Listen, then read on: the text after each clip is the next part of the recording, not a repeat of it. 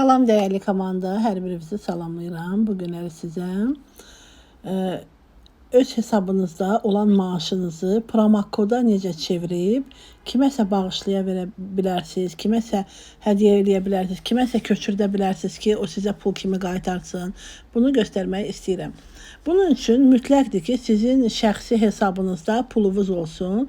Çünki 30 manatlıq promokod götürmək üçün ən azı sizdə 11 manat pul olmalıdır burada və maaşınız təbii ki olmalıdır. Bunun üçün nə etməlisiniz? Pulu hesabınıza yatırtdınız və həmin kimə köçürtmək istəyirsinizsə onun da qeydiyyat nömrəsi sizdə olmalıdır. Daxil olursunuz, baxın, bura. Üstünə basanda belə bir sifarişin rəsmiləşdirilməsi sözü gəlir. Onun üzərinə basırsınız və aşağıda xidmətin sifarişi. Bizə belə bir səhifə açılır. Bu səhifəni yuxarı qaldırırıq.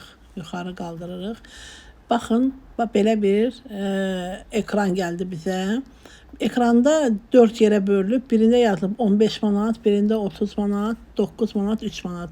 Siz özünüz bilməlisiniz ki, neçə manat kimə hədiyyə eləmək istəyirsiniz. Amma dediyim kimi, həm maaşınız, həm də ən azı 11 manat pulunuz olmalıdır hesabınızda. Mən indi 30 manat aşağıda şəbəkəyə keçirmək istəyirəm. Daha ətraflı sözünə bastım. Almaq sözünə basıram. Davam etmək. O madəlli qəpik ödəmək. Ödədim. Və bu mənim promokodu aldım. İndi aldıqdan sonra əsas məsələ onu kiməsə keçirtməliyəm də, kimə vermək istəyirəmsə. Yenə daxil oluram bura. Burada promokod sözünə, şəxsi kabinet. Baxın, promokodlar. Qaldırdım yuxarı. Görürəm ki, baxın 30 manat götürmüşəm. Mənə mesaj gəldi ki, bu botdan gəldi ki, mən promokod aldım. Bu 30 manatı kiməsə köçürtməliyəm. Bax, hədiyyə etmək düyməsinə bastım. Və bura kimə köçürtmək istəyirəmsə onun kodunu yazdım. Bayramova İranə. Və burada aktivləşdirmək düyməsini basıram. Burada yazıldı ki, mən Bayramova İranə koduna 30 manatlıq promokod keçirdim. Beləcə nə qədər istəyirsiniz keçirdə bilərsiniz. 9 manat, 15 manat. Bu halda siz yenə təzədən göstərim. Sifarişin rəsmiləşdirməsi, xidmətin sifarişi. Məsəl üçün 30 manat istəmirsiniz, 9 manat köçürtmək istəyirsiniz və ya 15 manat köçürtmək istəyirsiniz.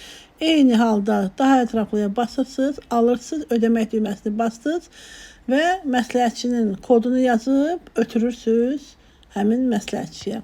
Beləcə promokodu alırsınız. Amma ilk növbədə siz elektron ünvanınızı təsdiq etməlisiniz. Elektron ünvanı təsdiq etmək üçün də o olmasa sizin şəxsi kabinetinizdə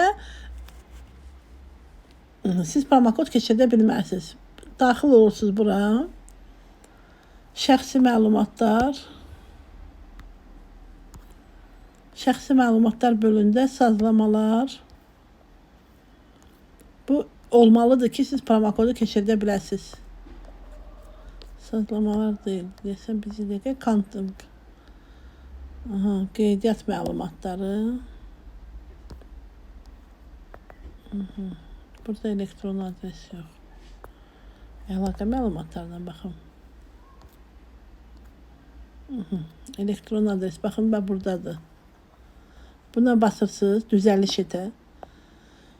Elektron ünvanınızı yazırsınız və təsdiq edirsiniz. Elektron ünvanınızda kod gələcək, onu yazsaz təsdiq olunacaq. Məndə təsdiq olunub artıq. Beləcə mən sizə promokodu necə keçirtmək lazımdır, onu göstərdim.